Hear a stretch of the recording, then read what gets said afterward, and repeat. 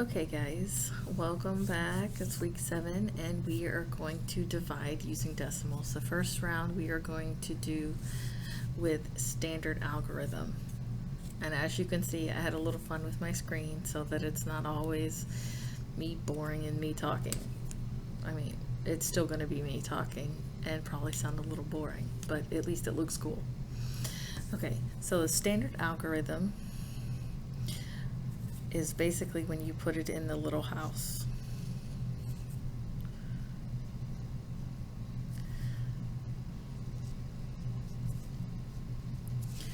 Okay, and so you're going to go digit by digit. Because this is a whole number and there's no decimal, no fractions, the decimal is going to go straight up. Okay, so you start the first place value all the way to the left. How many times can 12 go into 1? How many groups of 12 can you make from 1? 0. Well, that looks like a decimal, so let's erase that and put a little X. Okay, so I can subtract 0. 0 times 12 is 0. So that's why I'm subtracting the 0. 1 minus 0 is 1. Bring down the 4. So now this is the number you are looking at. How many groups of 12 can you make from 14? I can make 1. 1 times 12 is 12. Let's subtract the 12, the one group of 12 from 14, which gives us 2 left over. So now I'm going to bring down the 1. So how many groups of 12 can I make from 21? I can have a little factor list going on over here. 12, 24, 36, 48, 60, 72, 84, 96, 108. I only need to go 9 times because none of my digits are going to be larger than 9, because you should only get 1 digit number each time you go. New place value. So this is 1, 2, 3, 4, 5, 6, 7, 8, 9. Okay, and I go down. Oh, I see 24. It cannot go in 2 times, but it can go in 1 time. So line up my place value that I'm dividing with. 1 times 12 is 12, so I'm subtracting 12 from 21. 21 minus 12 is 9. I don't need to bring down the decimal, I'm just going to bring down the 8. Okay, then I look at my numbers over here. This is the closest without going over. So 8 times 12 is 96, so I'm going to put 8 up there as part of the quotient. I'm going to subtract 96. 98 minus 96 is 2. Then lastly, I'm going to bring down that last digit. Oops. 24. How many groups of 12 can go into 24? Well, I see 24 right here, so it can go in there twice. 2 times 12 equals 24. Subtract the 24 because you want to go all the way till you get to 0. Okay, that's for the standard algorithm. Now we're going to do the kick it up method. Okay, let me change my colors. There we go. Okay, with the kick it up method, we're going to give each one of our numbers of the dividend a box. So I'm going to space them out a little bit.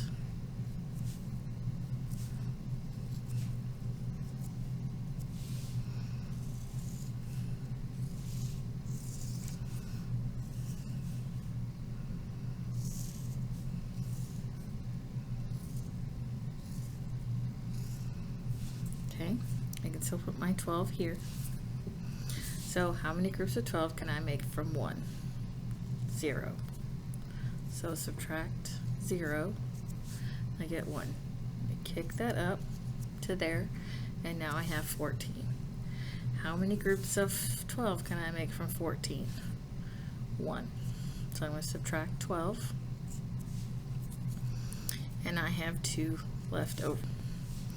I'm going to kick up that 2, and now I have 21. And each time I'm looking at what's just in this box, or what's just in this box, and eventually what's just in this box.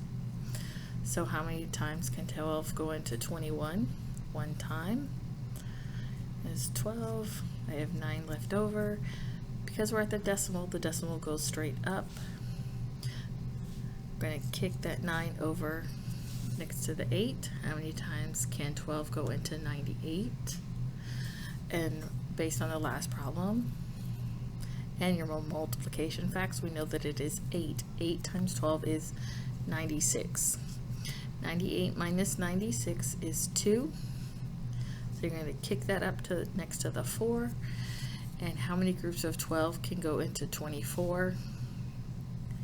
2. 2 times 12 is 24. We subtract that 24 till we get to 0.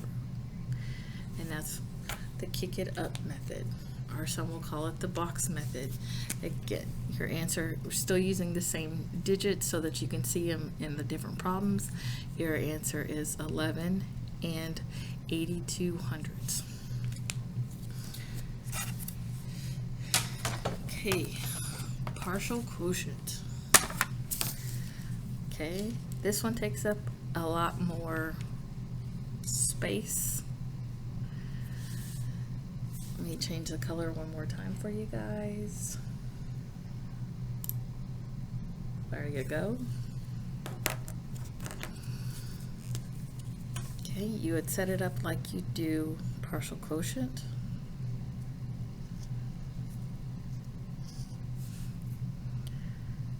Go ahead, kick up that decimal right there. And you're going to use your 12s and factors of 10. So you have 12, 120, 1,200, 12,000, 120,000.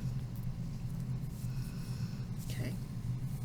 You have a 1, 2, 3, 4, 5 digit number. This is a 6-digit number, so this is larger, so we will not use that. So we can start with this one.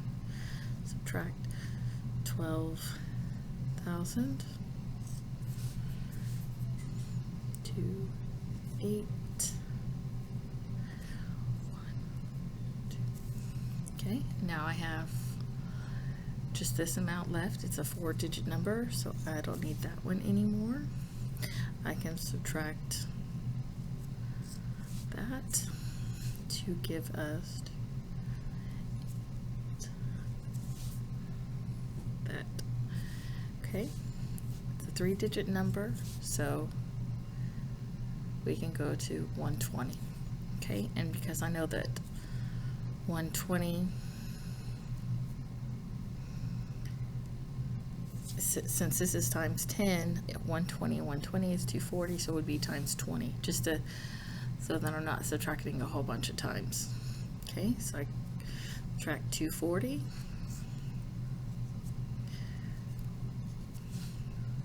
So this is 10, this is 100, this is 1,000, 3, 1, 2, 1. So this was times 1 times 10 times 100 times 1,000 times 10,000 to get those numbers. And I did say that that was 20. So I can subtract another 240.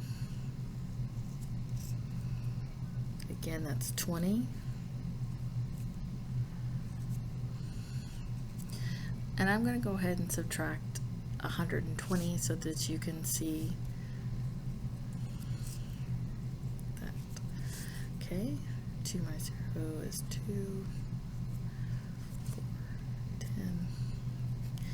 10 minus 2 is 8, 4 minus 1 is 3. So I'm going to go back to my 240 so that I can show you that I did that once. So subtract 240. I'm notating it on the side over here. I can no longer subtract 240, but I can't subtract 120.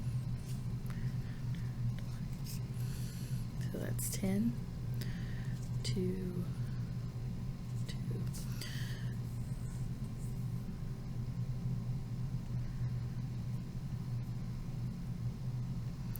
Okay, I want to stop right there because there's an error in the problem. Because now we get down here, that should be 24 if you're watching. But if you go back and look at the previous problems, here's my error right here. I have the wrong digit. So the hundredths place should be a 4. So if we fix that, let me go and turn it on normal so we can see the difference. So if I go back and I make this a 4 so that I can correct my error, still is a 4, still a 4, 4 minus 0 is 4, 4 minus 0 is 4, it's 4, it's 4. So this one here should still be a 4. And now I have 24. So I can do it times 1, but I know that 12 times 2 is 24. So 24 minus 24, which is twice, is 0. So I went all the way to 0. Now I'm going to add these numbers up to get my quotient. Okay.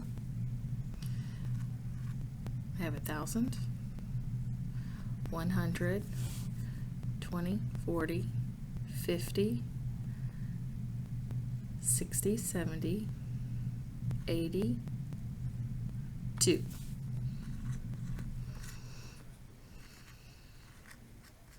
Okay, and because my original dividend had 2 place values after the decimal, 1, 2, I'm going to go over here and go 1, 2. So again, even with partial quotient, you will still get 11 and 82 hundredths. And be careful, this is not the easiest, it's easy because it's just a lot of subtraction, but there's a lot of room for error, and that's why I left that in and didn't make any edits, because it is easy to make errors, especially when you write down the problem wrong.